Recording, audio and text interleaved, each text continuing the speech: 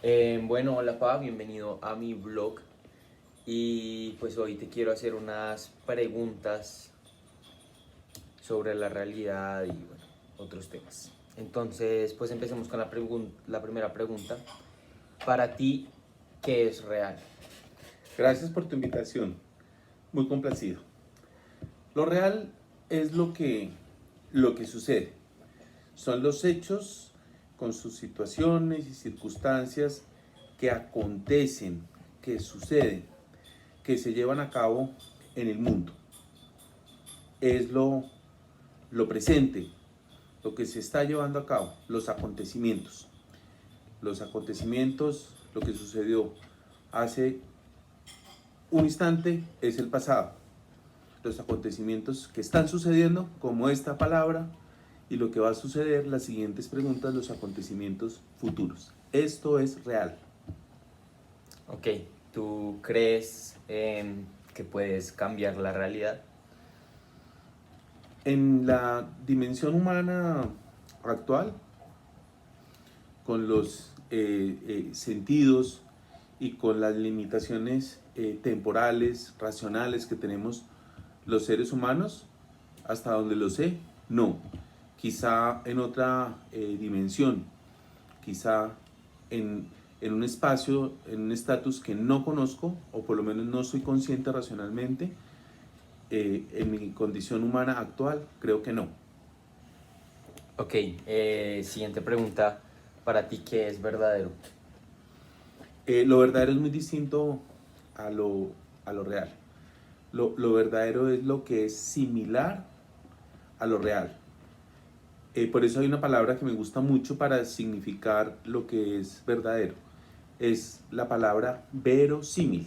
Porque la palabra verosímil significa similar a la verdad, a la realidad, ¿sí? Es lo similar a la realidad, verosímil.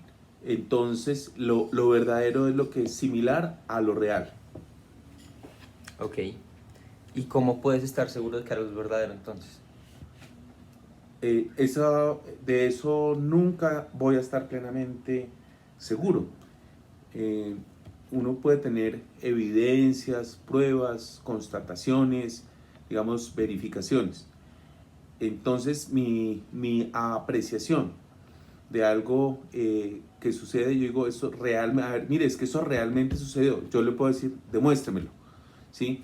Y entonces con pruebas, con evidencias, me pueden demostrar que eso efectivamente sí sucedió. Entonces es que es verdadero, es que sucedió. Yo le digo, ¿en serio, Santiago? Me dice, sí, es que de verdad sucedió, es que yo lo vi, ¿sí? Yo lo grabé en el video. Entonces con pruebas y con evidencias puedo tener la apreciación de que lo que sucedió verdaderamente sucedió. O sea, puedes determinar si algo es verdadero o no. Sí se puede determinar. Cuando yo tengo un grado de certeza del 100%, puedo decir que eso es verdadero. Lo que pasa es que con los hechos o circunstancias, tener una certeza del 100% es muy difícil, realmente es muy difícil. No siempre se tiene certeza del 100%.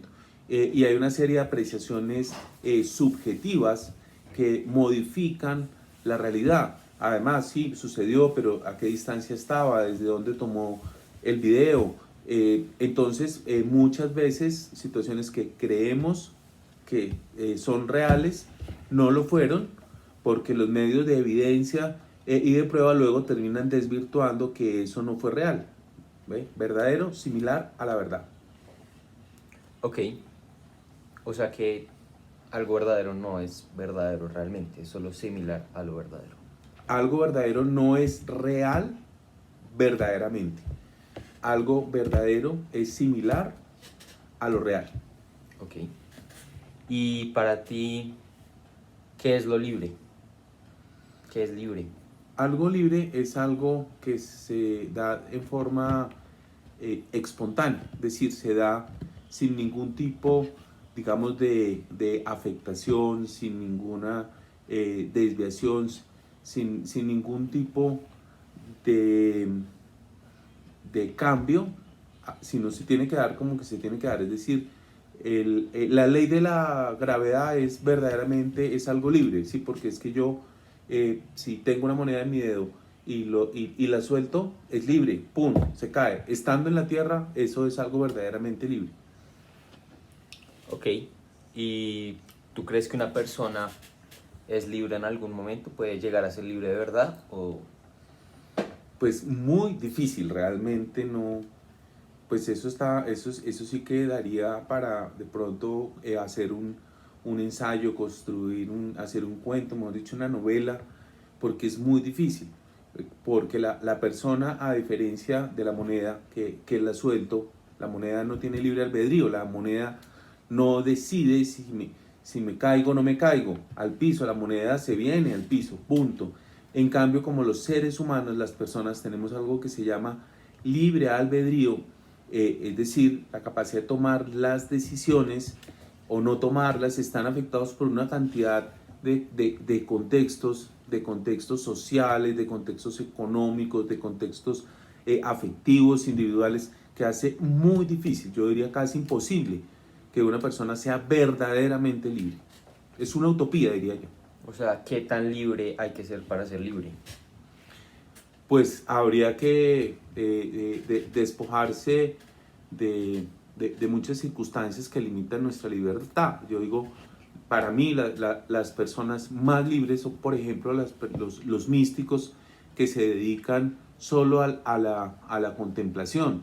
En cambio, pues un ser humano, un trabajador en Occidente, en Colombia, en Estados Unidos, con una cantidad de condicionamientos, como lo digo, sociales, económicos, afectivos, con una cantidad de dependencias que limitan la libertad, es muy difícil que verdaderamente llegue a ser libre. Bueno, muchas gracias. Con mucho gusto. Okay, so now that we've finished listening to my dad, I'll go ahead and answer my point of view. What is real for me? I think that everything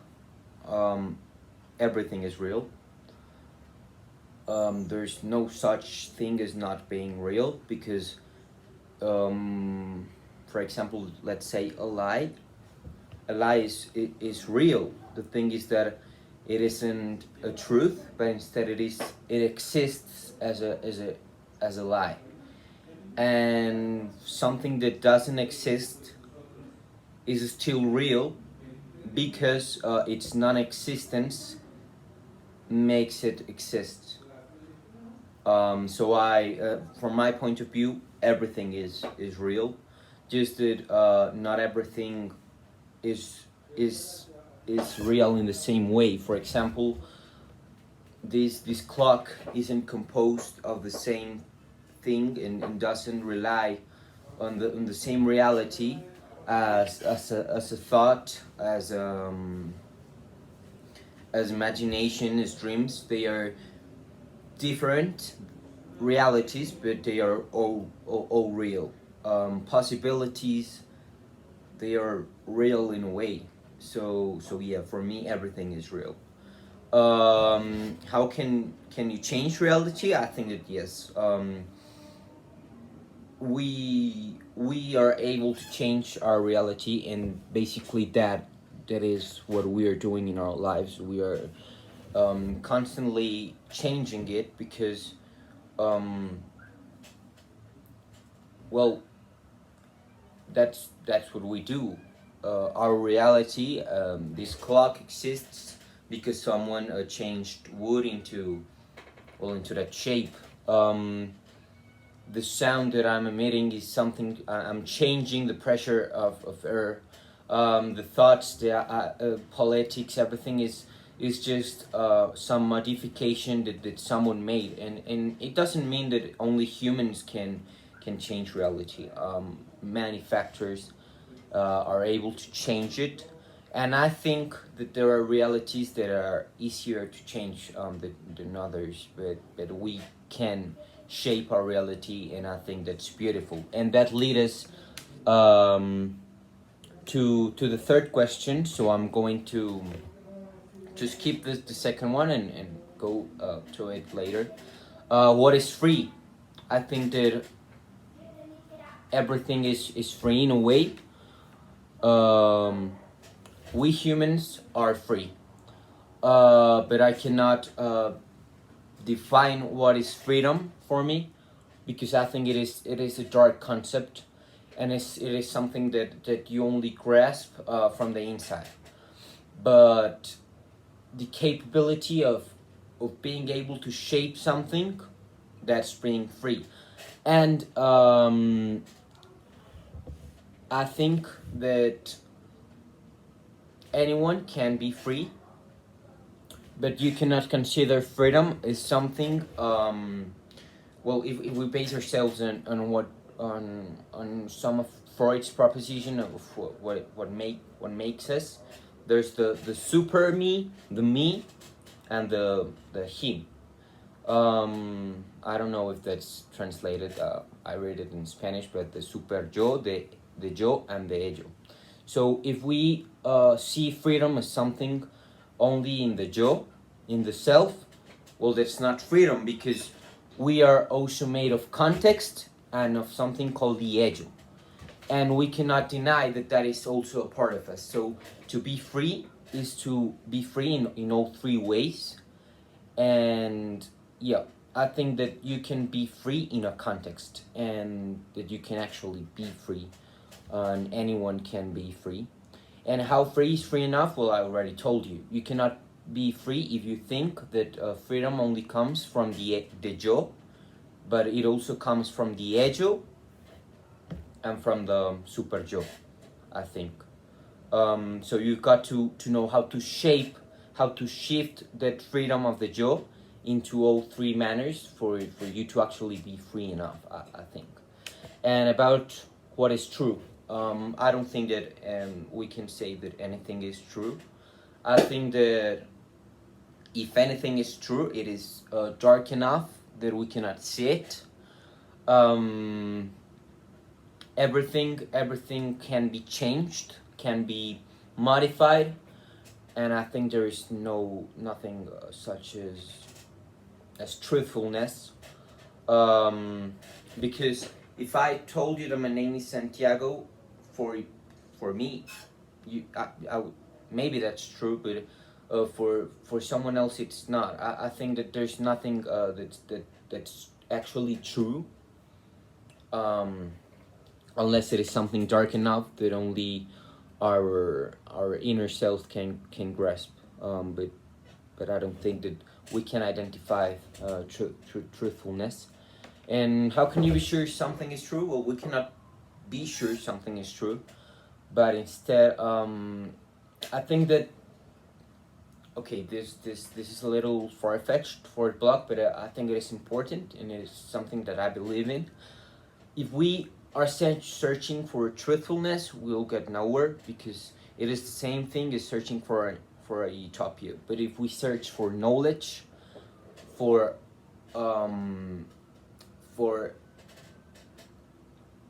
just being there for the aesthetic, for the beautifulness of everything, I think that that's where humanity will start to advance. And I know that it's a little I'm going a little far away from what we need to talk about, but I believe in that, and I think that I need to make the clarification, because sometimes people see that saying that something is not true, they say it in a bad way. They say like, well, then what's the purpose of life? No, I think that the purpose of life is not to search for truthfulness, but, well, the purpose of life is something else.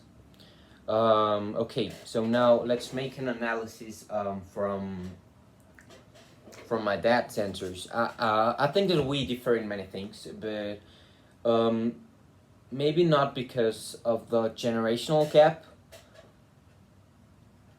I think it is more because of ideology and what we've been taught, our context. Obviously, the context has to be with history, but it also has to be with ideas, because as you could have seen, my dad's answers were also very metaphysical. So I think that our difference in our answers well, are because of how we shaped our thoughts. For example, my dad is a lawyer, so I think that he has to look for some kind of truth, and I understand that. And that's why he talks of evidence and all of that notion. I agree with the evidence works, but I don't know if that can bring you, as he said, 100% of reliance, because, well, now in this world, anything can be faked, basically, and I think that here the gap does become clear because of how we see things and how technology differs. Because, for example, the first thing, technology can fake evidence and can make something not true. And the second thing is that, for example, he said that he doesn't think that reality can be shaped unless there is another dimension, and everything. But he didn't consider the technological dimension, which I think does exist, and in which we humans are able to shape everything, to build anything that we want.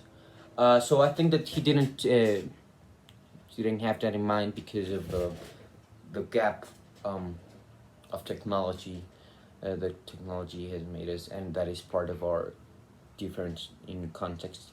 And overall, I think that yeah, it's basically the context, not only the historical one, but also the ideological, the politic one. But not politics as in politiqueria, no, politics as in shaping things, as in creating things. And, well, about his notion of freedom, I think that it also has to do with what he studied. I think that it's different, because I think that, for example, if you work in what you want to work, you are being free and you are modifying reality as you want it. But, well, he differs because, as I was saying, he only sees the freedom as a notion of the Joe. So yeah, I think that to land a little bit on what I was trying to say, I see freedom as a notion of the Joe, but also you've got to be conscious that you can modify the super Joe. Well, and you've got to take in account the ego, to know that, well, you can be free and you can shift your reality. And I think that that's an important point of our difference in thought. So thank you very much, Jose. I'm running out of time. I'm sorry if this was a little bit longer. And, well, that's it. Bye-bye.